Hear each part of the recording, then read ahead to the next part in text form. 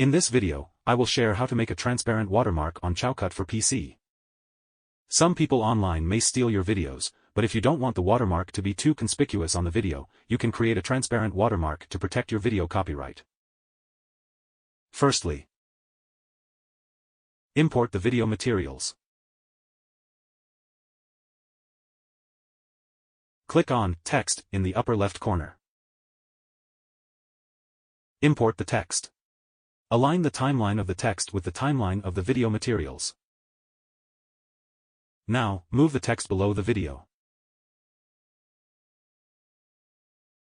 Make some adjustments to the text.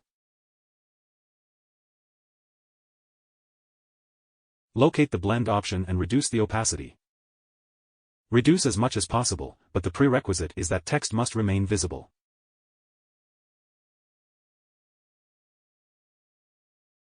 Then locate shadow.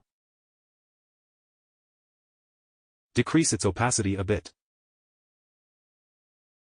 Reduce its blurriness.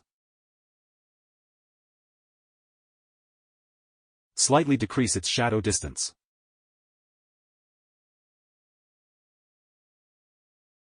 Adjust its angle a bit more.